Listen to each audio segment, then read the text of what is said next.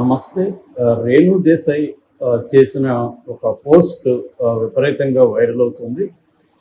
ముఖ్యంగా ఆమె పవన్ కళ్యాణ్ అభిమానుల మీద ఒక సీరియస్ పోస్ట్ చేసింది. ఆ పోస్ట్‌లో ఏముందనేది చూద్దాం. యాక్చువల్‌గా ఏందంటే ఒక పవన్ అభిమాని మీరు అందంగా ఉంటారు, మీకు మంచి పిల్లలున్నారు, అయినా మీరు దురదృష్టవంతురాలు అని ఒక పోస్ట్ కామెంట్ చేశాడు. ఆ కామెంట్‌కి రేణు దేశాయ్ చాలా ఆవేశంగా బదులిచ్చింది. అదేంటంటే ఒక హస్బెండ్‌తో విడిపోయినంత మాత్రాన నేను అన్‌లక్కీ కాదు. లక్ అనేది ఓన్లీ ఒక వ్యక్తితో మాత్రమే, ఆ సంబంధంలో మాత్రమే ఉండదు. సో నేను పవన్ కళ్యాణ్‌తో విడిపోయినంత మాత్రాన అన్‌లక్కీ కాదు. నేను యాక్చువల్‌గా నా జీవితం చాలా బాగుంది. దానికి నేను కృతజ్ఞత చెల్లిస్తాను, కృతజ్ఞరాలై ఉంటాను. కాబట్టి ఇలాగ మీరు మాట్లాడకండి అని చెప్పింది. గతంలో కూడా అంటే ఒక 2-3 వారాల ముందు కూడా పవన్ కళ్యాణ్ అభిమాని రేణు దేశాయ్‌ని మీరు తొందరపడి అన్నని వదిలేశారు, మీరు కానీ అన్నతోనే ఉంటే ఇప్పుడు ఎంత గొప్పగా ఉండేది, మీరు తొందరపడ్డారు వదిన అని ఒక కామెంట్ చేశారు. అప్పుడు కూడా ఆమె చాలా కోపంగా పవన్ కళ్యాణే నన్ను వదిలేశాడు, నేను పవన్ కళ్యాణ్ వదలలేదు, నాతో ఉంటూనే వేరే ఒక అమ్మాయితో అతను అఫేర్ పెట్టుకొని ప్రెగ్నెంట్ చేశాడు. సో పవన్ కళ్యాణ్ నన్ను వదిలిపెట్టేశాడు కానీ నేను పవన్ కళ్యాణ్ వదిలిపెట్టలేదు, నువ్వు తెలుసుకొని మాట్లాడు అనే ఒక ఆవేశపూరితంగా మాట్లాడాను. అంటే అనేక సార్లు రేణు దేశాయ్ పోస్టుల కింద చాలా మేల్ చావనిస్టిక్గా, చాలా డెరిగేటరీగా ఆమెకి వ్యతిరేకంగా పోస్టులు పెట్టడం అనేది చాలాసార్లు చూస్తాం. ఆమె పెళ్లి చేసుకోవాలని అనుకున్నప్పుడు రెండో పెళ్లి, దాన్ని తీవ్రంగా వ్యతిరేకిస్తూ ఆమెకి యాంటీగా పోస్టులు పెట్టారు. తర్వాత కొడుకు అఖిలానందాన్ని మాకు చూపించకుండా మీరు పెట్టుకుంటారు అని చెప్పి దానికి వ్యతిరేకంగా కూడా పోస్టులు పెట్టారు. ఇలా ఎప్పటి నుంచో కూడా పవన్ కళ్యాణ్ అభిమానులు రేణు దేశాయ్ మీద అనేక రకాలుగా మాట్లాడడం అనేది మనకు కనిపిస్తుంది. సో ఇప్పుడు లేటెస్ట్గా ఇలాంటిది పెట్టారు. నిజానికి ఆమె చాలా వీళ్ళ బిహేవియర్ వల్ల రేణు దేశాయ్ చాలా సఫర్ అవుతుంటుంది. సో మనం ఆలోచిస్తే ఇప్పుడు ఆమె సింగిల్ పేరెంట్, ఇద్దరు పిల్లల్ని పెంచడం అనేది ఇవాళ మామూలు విషయం కాదు. మామూలుగా ఇద్దరు పేరెంట్స్ కలిసి ఒక పిల్లల్ని పెంచడానికి కోసమే కష్టపడుతున్నారు. చాలా ఈ మధ్యలో మనకి కల్చర్ ఏం పెరిగిందంటే 2 రకాల కల్చర్ పెరిగింది. ఒకటి సింగిల్ చైల్డ్ని ప్రిఫర్ చేయడం, ఒక చైల్డ్ చాలు అనుకోవడం, ఆ కల్చర్ బాగా పెరిగింది. రెండవది అసలు పిల్లలే వద్దనుకునే కల్చర్, అది వరల్డ్ వైడ్ కూడా ఇవాళ ట్రెండ్.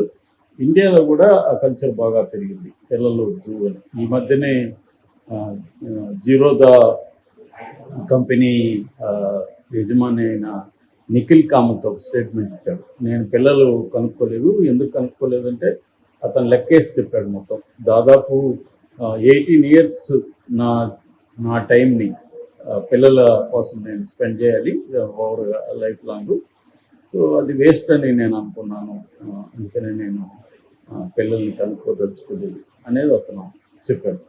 సో అంటే దాన్ని నేను సపోర్ట్ చేయట్లేదు, జనరల్గా ట్రెండ్స్ ఎలా ఉన్నాయో చెప్తున్నాను. అంటే ఎందుకు అంటే పిల్లల పెంపకం అనేది వెరీ డిఫికల్ట్ అయింది ఇవాళ. దానికి రకరకాల కారణాలు ఉండొచ్చు. అంటే ఉమ్మడి కుటుంబం లేకపోవడం, తర్వాత ఇద్దరు భార్యాభర్తలు సంపాదనలో బిజీగా ఉండాల్సి రావడం, ఇట్లా రకరకాల కారణాలతో ఏదేమైనా పిల్లల వద్దనుకునే వాళ్ళ సంఖ్య కూడా బలంగా పెట్టింది.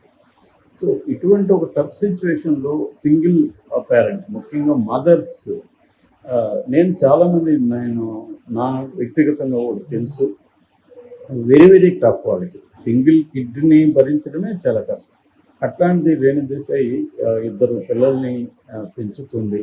వాళ్ళ కోసమే ఆమె రెండో పెళ్లి చేసుకుంటున్నా ఉంది. అది ఆమె అనేక సార్లు కూడా చెప్పింది. నేను నా పిల్లలకి నా టైం స్పెండ్ చేయాలి, నేను ఇప్పుడు వేరే రిలేషన్షిప్స్లోకి వెళితే పిల్లలకి నేను టైం స్పెండ్ చేయలేను అని చెప్పింది. ఇది చాలామంది తల్లులకి వర్తిస్తుంది. అంటే తండ్రి లేని ఓన్లీ సింగిల్ పేరెంట్గా ఉన్న తల్లులు చాలామంది చాలా రకాలుగా సఫర్ అవుతారు. వెరీ వెరీ డిఫికల్ట్ థింగ్ అది. అది ఏ స్థాయిలో ఉంటుందంటే, ఆ మధ్య మనం బెంగళూరులో జరిగిన ఒక స్టోరీ చెప్పుకున్నాం మన ఛానల్లో. అదేంటంటే, ఒక ఇంటర్మీడియట్ చదివే అమ్మాయి, వాళ్ళ అమ్మ సింగిల్ పేరెంట్, వాళ్ళ నాన్న లేరు. వాళ్ళిద్దరి మధ్య గొడవ ఏ స్థాయికి వెళ్ళిందంటే తల్లి కూతురు మధ్య, చివరికి ఇద్దరు ఒకరినొకరు కత్తులతో కొట్టుకొని చంపేసుకున్నారు. ఇద్దరు చంపారు. ఆ స్థాయికి వెళ్ళిపోయింది అనమాట. నాకు తెలిసిన ఒక సింగిల్ పేరెంట్, ఒక 10 year కిడ్, ఫిమేల్ చైల్డ్, వాళ్ళిద్దరి మధ్య కూడా ఒక ఘర్షణ వస్తే ఆమె కూడా కత్తి తీసుకుంది. నేను పొట్టుకొని చచ్చిపోతాను. ఆ స్థాయిలో ఫ్రస్ట్రేషన్ వచ్చేస్తుంది. ఎప్పుడైనా పేరెంట్స్ ఇద్దరు ఉంటే బ్యాలెన్స్ చేయగలుగుతారు. ఒకరు పిల్లలతో ఇబ్బందులు ఎదుర్కొని కొద్దిగా టెన్షన్, యాంగ్జైటీ, గట్టిగా వాళ్ళని అరవడము, లేకపోతే ఏమైనా చేస్తే ఇంకొకరు దాన్ని బ్యాలెన్స్ చేస్తారు.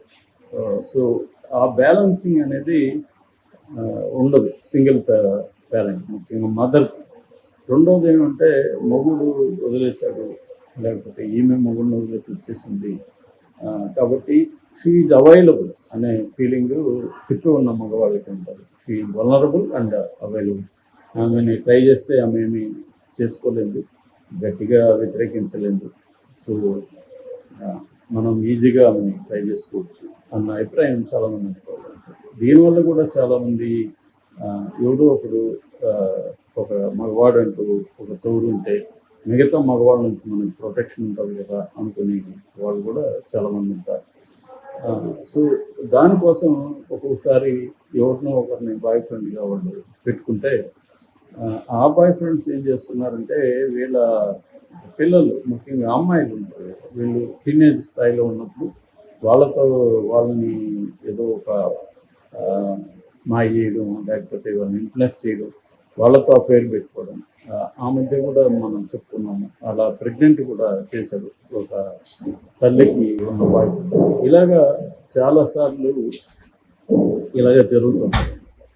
సో ఈ single women who have children, so వాళ్ళు వెరీ డిఫికల్ట్. దాన్ని అర్థం చేసుకోకుండా వీళ్ళు అభిమానులు ఇలా మాట్లాడుతున్నారు.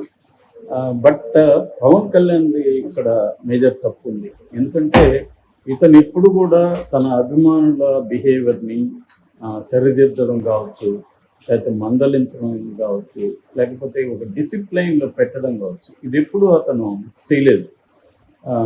అతను ఇంకా వదిలేశాడు వాళ్ళని. ఇండైరెక్ట్గా కూడా రెచ్చగొడతా కూడా ఉంటాడు.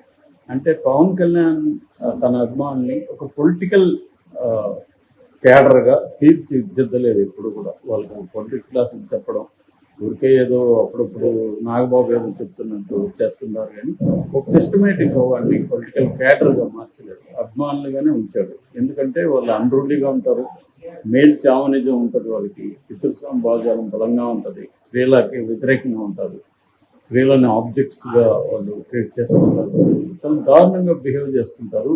వాళ్ళని ఎప్పుడు కూడా పవన్ కళ్యాణ్ తన బిడ్డలకు తల్లి, ఒకప్పుడు తన భార్య, తనని ఇలా బాధ పెడుతుంటే పవన్ కళ్యాణ్ ఎప్పుడు కానీ ఒక చిన్న ట్వీట్ కానీ ఆమెను బాధ పెట్టకండి, ఆమె జోలికి వెళ్ళకండి అని ఒక్క మాటగా అన్నాడు అనమాట. మళ్ళీ ఉపన్యాసాలు ఇచ్చేటప్పుడు మాత్రం కొటేషన్లు చెప్తూ స్త్రీల గురించి చాలా ఎక్కువ మాట్లాడుతుంటాడు, వీర మహిళలు అంటాడు, ఎవరు అంటారు. కానీ ఎప్పుడైనా కూడా ఒక వ్యక్తిని మనం చూడాల్సింది ఏంటంటే, జనరల్గా ఎన్ని ఉపన్యాసాలు అనేవచ్చు, పర్టికులర్ ఇష్యూస్లో అతను ఎలా రియాక్ట్ అవుతున్నాడు అనేది ఇంపార్టెంట్. అంటే జనరల్ ట్రెండ్, దాని manifestation in a particular context, ఈ రెండు కూడా ఇంపార్టెంట్. సో పవన్ కళ్యాణ్ చూసినప్పుడు అతను జనరల్గా ఉపన్యాసాలు ఇస్తూ ఉంటాడు, కానీ పర్టికులర్ ఇన్సిడెంట్లు, పర్టికులర్ ఆస్పెక్ట్స్లో అతను బిహేవియర్ చూసినప్పుడు అతను మనకు అర్థమవుతాడు. సో అలాగే పవన్ కళ్యాణ్ రేణు దేశాయ్ విషయంలో ఎప్పుడు కూడా అభిమానాన్ని డిసిప్లైన్ చేయడం కానీ వాళ్ళకి బుద్ధి చెప్పడం కానీ ఇది ఎప్పుడు ఇప్పటివరకు చేయలేదు. అందుకని మేము పదే పదే అభిమానుల వైలెన్స్కి గురవుతుంది. చాలాసార్లు అభిమానులు తమ హీరోల ఫ్యామిలీస్లోకి ఎంటర్ అయిపోయి వాళ్ళ విషయాల్లోకి ఎంటర్ అయిపోయి డిస్టర్బ్ చేయడం అనేది జరుగుతుంది. మనం ఇటీవలనే చూసుకున్నాం కన్నడలో దర్శన్ అభిమాని దర్శన్ పర్సనల్ అఫైర్స్లోకి ఇంటర్ఫియర్ అయిపోయి దర్శన్ ఉన్న గర్ల్ ఫ్రెండ్ని అబ్యూజ్ చేస్తూ మెసేజ్ పెట్టి చివరికి తన ప్రాణాన్ని కోల్పోయాడు.